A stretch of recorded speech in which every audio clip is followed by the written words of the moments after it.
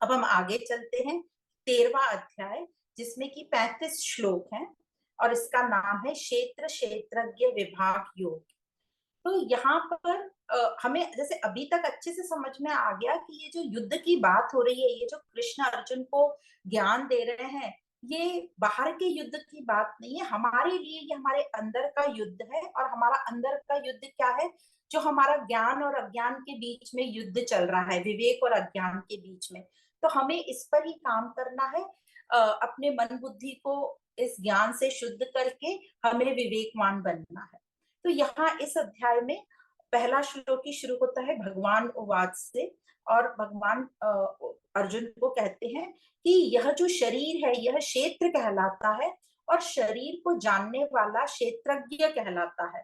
तो यहाँ दो चीजें बताई। शरीर मतलब ये जो हमको जो भी आंखों से दिखता है हमारा शरीर, और ये पूरा संसार, इसको क्षेत्र बताया। और ये जो इसको जानने वाला है, मतलब इस शरीर में मैं रहता हूँ, और मैं जो इसको जानने वाला है वो क्षेत्रज्ञ है। तो हे भारत, ऐसे भगवान अर्जुन को संबोधित करें, मुझे क्षेत्रज्ञ जान जो पूरे क्षेत्र को जानता है। अब ये रिलेटिविटी में बात है। हमारे शरीर में मैं क्षेत्रज्ञ हूं और शरीर क्षेत्र है, और भगवान के लिए, परमात्मा के लिए पूरा ये संसार क्षेत्र है, और वो खुद क्षेत्रज्ञ है, जानने वाला। तो मुझे क्षेत्रज्ञ जान जो पूरे क्षेत्र को जानता है। तो इस हिसाब से हमको रिलेटिविटी में बात करनी है, क्योंकि अभी हमारा जो मन बुद्धि है, हम इस मन बुद्धि सीमित है, हमारा मन बुद्धि, इसलिए हम सीमित अनुभव करते हैं। मतलब सिर्फ हम अपने शरीर को जानेंगे और थोड़ा बहुत बाहर की सिचुएशन को या संसार को। पर परमात्मा शुद्ध है, इसलिए ये पूरा संसार उसके लिए क्षेत्र है। तो अब आगे बोलते हैं ये क्षेत्र क्या है? तो ये बोलते हैं क्षेत्र जो है 24 तत्वों वाला क्षेत्र है। तो 24 तत्व इसमें बताए हैं। 5 महाभूत, 5 ज्ञानेन्द्रियां, 5 कर्मेंद्रियां, 15 हो गए। और 5 इंद्रियों के विषय, तो 20 हो गए। और 4 है मन, बुद्धि, अहंकार और वासनाएं।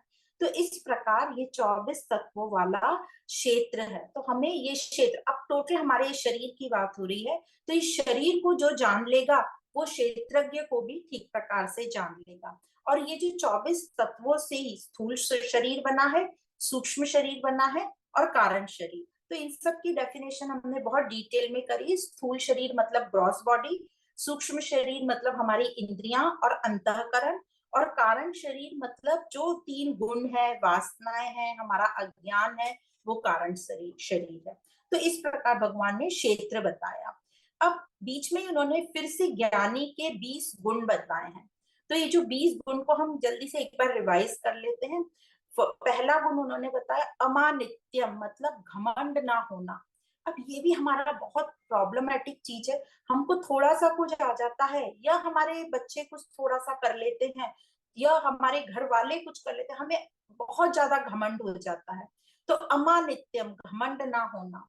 अब घमंड किसको नहीं होगा? ज्ञानी को नहीं होगा, क्योंकि उसको पता है ये तो सब गुणों के कारण है, प्रकृति प्रकृति को चला रही है। दूसरा है अदम भित्वम, मतलब दिखावटीपन नहीं होना। ये भी हमारा बहुत बड़ा प्रॉब्लम है कि हम दिखावे के लिए बहुत सारा दिखावटीपन करते हैं। हम हैं जो नहीं है वो हम दिखाना चाहते हैं, दूसरों की देखा देखी में या अच्छा बनने के लिए। तो ये दो फर्स्ट जो गुण बताए हैं, अमानित्वम और अदम भित्वम, ये जो है दोनों गुणों पे हमें ध्यान रखना है। घमंड का ना होना और दिखावटीपन ना होना। फिर है अहिंसा, क्षमा, आर्जवम। आर्जवम मतलब सरल रहना, सहज रहना।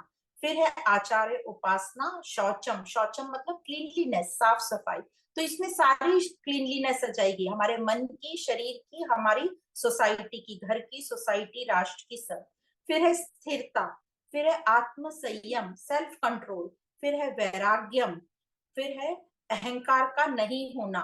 फिर है कि जिसको, जो ज्ञानी होता है उसको जन्म, मृत्यु, जरा और व्याधि से कोई शिकायत नहीं रहती। तो किसी भी लेवल पे कहीं भी शिकायत ना होना। फिर है अनासक्ति, मतलब उसको अच्छे से पता है कि ये जो प्रकृति है परिवर्तनशील है, तो इससे आसक्त नहीं होता, उसको पूरा इंजॉय करता है पर आसक्त नहीं होता। फिर है अनम विश्वगंग, मतलब अति स्नेह का अभाव, जो हमको होता है अपने बच्चों से, अपने घर से, अपनी छोटी छोटी चीजों से, अपनी प्रॉपर्टी से, तो अति स्नेह का अभाव। फिर अनन्य योग, मतलब अविभाजित भक्ति, मतलब पूरा फोकस हो हम क्या, हमारा एम क्या है, उद्देश्य क्या है लाइफ का।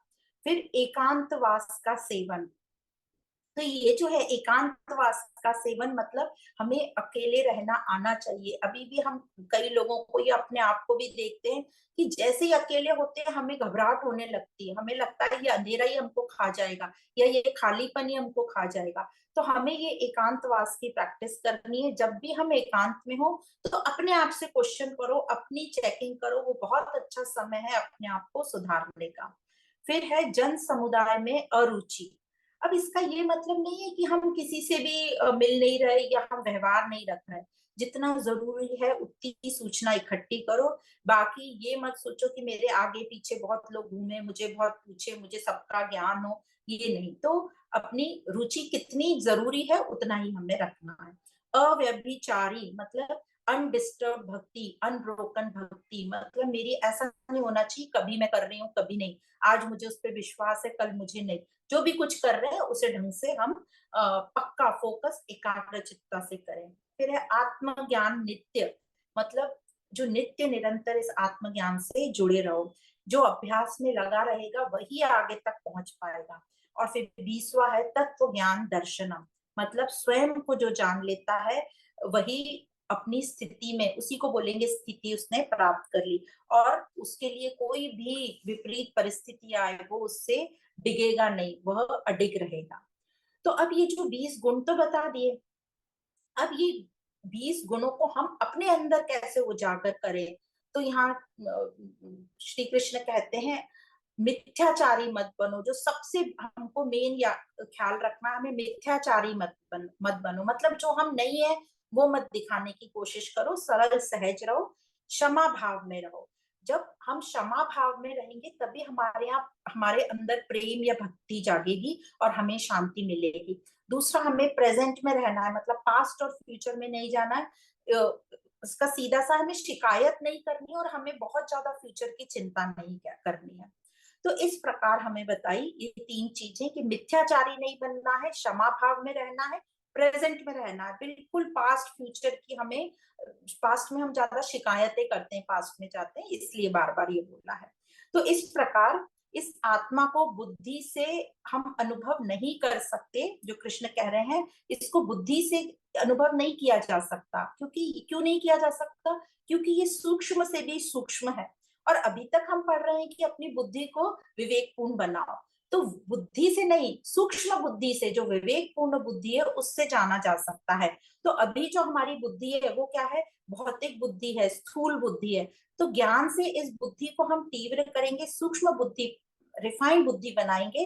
तो वो कैसे होगा? श्रद्धा से, जब हम शास्त्रों का अध्ययन करेंगे और उसका अभ्यास निरंतर करेंगे, तो किसी तरह जो हमारा फोकस है सत पर टिकेगा और हम आगे पहुंच पाएंगे। तो इस प्रकार हमें सिंपल सिंपल छोटी छोटी बातों से समझाया गया है कि हमें आगे कैसे बढ़ना है।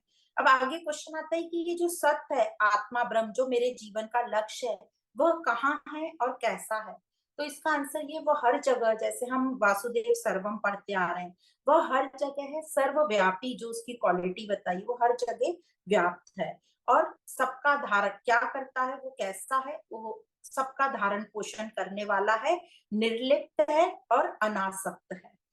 और नेक्स्ट क्वेश्चन आता है वो हमसे कितना दूर है। ये हम सबका क्वेश्चन है कि वो हमें कहाँ मिलेगा। हम भटक रहे हैं, ढूंढ रहे हैं, यात्राओं पे जा रहे हैं, पर वो हमें मिल नहीं रहा। तो वह हमसे कितना दूर है, यह क्वेश्चन है।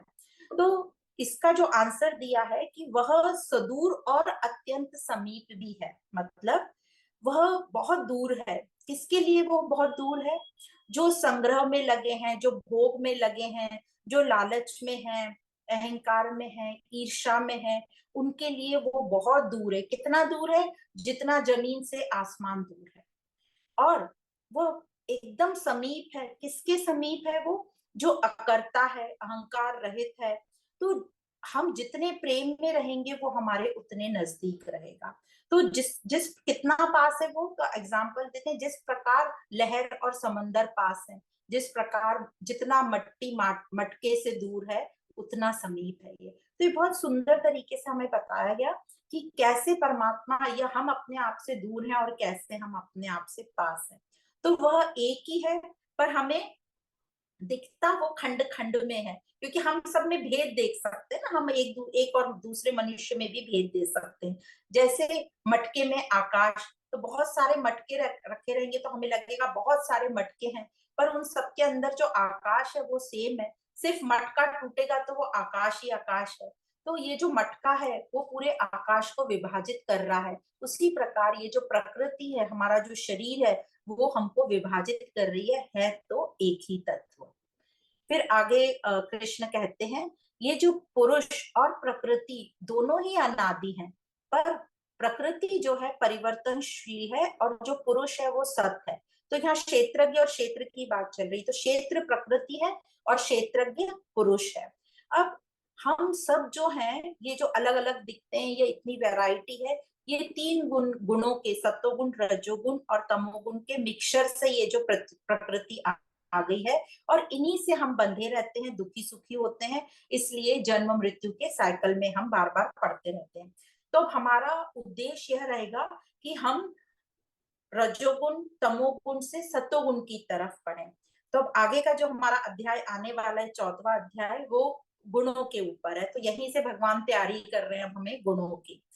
पर जो अज्ञानी होता है, वो जो उसका जो मन बुद्धि थोड़ा दूषित होता है, तो वो इतनी जल्दी आगे तक पहुंच नहीं सकता। और अभी हम अज्ञानी हैं सब, तो जो हमारी आत्मा है वो अभी सिर्फ उपदृष्टा बन के चल रही है। ये यहाँ पे क्यों आया है बीच में सेंटेंस, वो ये बता रहे हैं कि जब क्षेत्रज्ञ पुरुष, मैं अपने शरीर में खुद हूं, तो मैं खुद क्यों नहीं सबको स्पष्ट देख पा रहा या वो मूल को जान पा रहा हूँ। तो ये बोल रहे हैं कि क्योंकि अज्ञानता के कारण हमारा जो मन बुद्धि है वो आत्मा को चला रहा है, तो आत्मा सिर्फ उपदृष्टा बन के चल रहा है। पर जैसे जैसे ज्ञान से मन बुद्धि क्लियर होता जाएगा, तो मन बुद्धि का जो रुबाब है वो कम होता जाएगा और आत्मा अपने आप शाइन करेगी। तो वो आत्मा जो है अनुमंता बन जाती है, परमीटर बन जाती है, फिर वो शाइन करेगी। और इस प्रकार जो मन बुद्धि जब स्वच्छ होएगा, शुद्ध हो जाएगा, तो हम हमें अपनी स्वयं की दिव्यता हम प्रकट कर पाएंगे। और उसी को बोलते हैं परम पुरुष या परमात्मा या ब्रह्म। तो इस प्रकार भगवान बोल रहे हैं अर्जुन को, तू योग युक्त बन, तू योग युक्त हो जा। तो योग युक्त कैसे होंगे, तो कैसे होंगे हमने अभी समझा कि कर्म योग, ज्ञान योग और भक्ति योग, ध्यान योग के साथ।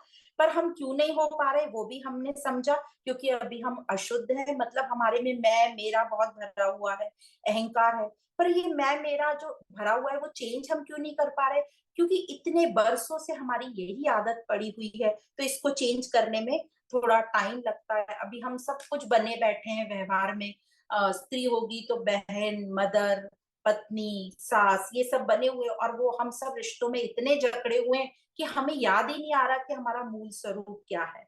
तो इस प्रकार हम बंधनों में, पर उससे कैसे छूट पाएंगे, कर्म योग, ज्ञान योग और भक्ति योग से। तो एक डायग्राम है जो हमने पहले भी दिखाया था, अभी फिर से दिखाती हूँ मैं।